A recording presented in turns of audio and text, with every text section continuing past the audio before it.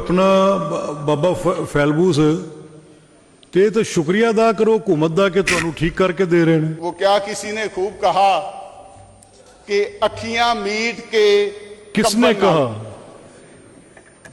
वो किसी कौन था? ये मुझे इल्म नहीं, लेकिन ये मैं ले आया हूं। लेकिन ये उसने कहा कि खूब कहा।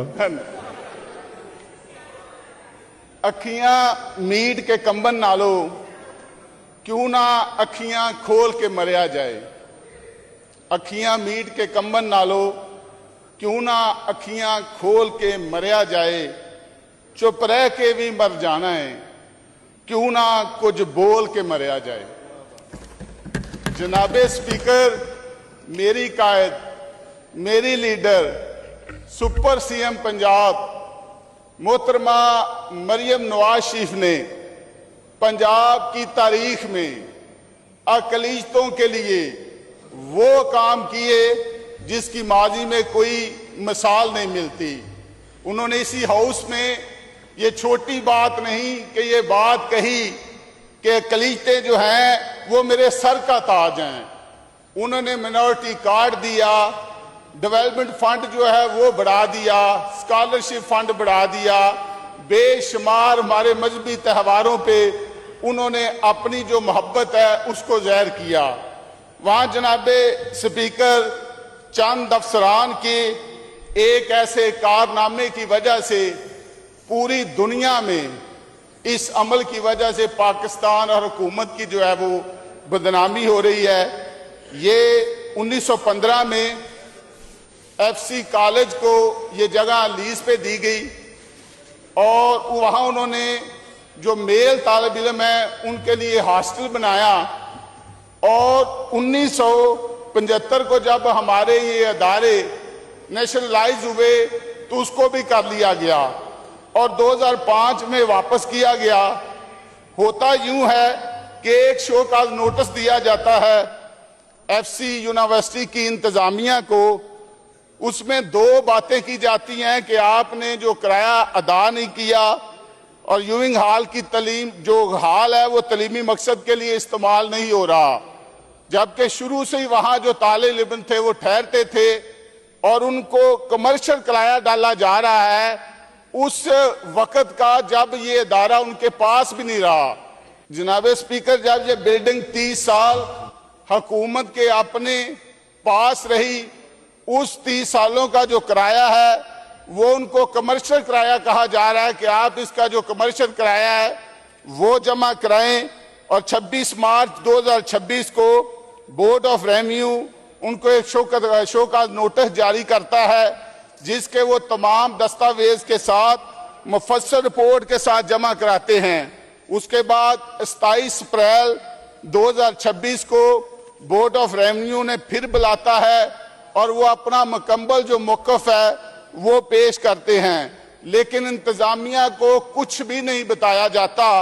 और 10 जून 2026 को तकरीबन शाम 4:30 बजे ACCT साहब ने रजिस्ट्रार यूनिवर्सिटी को टेलीफोन करके इतला दी कि सुबह हम 11 जून को नीला गुम्बद में वाक़या यूविंग हॉल का जो कब्जा है वो सरकार की तौलीद में ले रहे हैं। जनाबे साहब, ये देखें, इतनी खिदमत है उस अदारे की, वो किराया देने के लिए तैयार हैं, लेकिन 30 साल जब हमारे अदारे नेशनलाइज कर लिए गए तो उसका किराया वो क्यों दें।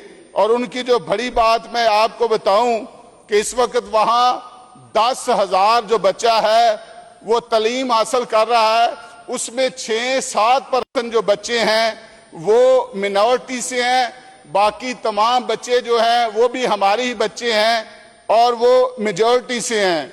और एक बड़ी बात आपको बताऊं कि उन्होंने अब तक यहाँ पंजाब में उस अदारे में पढ़ने वाले बच्चों को अपने अदारे की तरफ से तकरीबन 4 अरब रुपए की स्कॉलरशिप दी है। उनके लिए ये चंद करोड़ का जो किराया है वो कोई मायने नहीं रखता, लेकिन जिस टाइम पे वो अदारा उनके पास ही नहीं था उसका वो किराया क्यों दें। तो मेरी आपसे यही दरख्वास्त है कि जैसे देखें जिम खाना पे तो तमाम अफसरान खामोश हैं, अभी तक कोई ऐसी कार्रवाई नहीं हो सकी तो ये एक अकलियत के साथ जुड़ा हुआ हमारा एक ऐसा अदारा है जिसने इस मुल्क की, इस सूबा की, इस कौम की बेहद जो है वो खिदमत की है। तो मेहरबानी करके ये जो इदारा है, इंतजामिया उनके साथ अपने जो मामलात है वो बैठ के हल करे और ये वापस एफसी यूनिवर्सिटी को दिया जाए। एक्सेलेंसी, विद परमिशन सर, ये हॉस्टल जिसकी ये बात कर रहे हैं, ये नीला गुंबद के पास एक बिल्डिंग जो कि हायर एजुकेशन डिपार्टमेंट की है, उन्होंने एफसी कॉलेज को दी।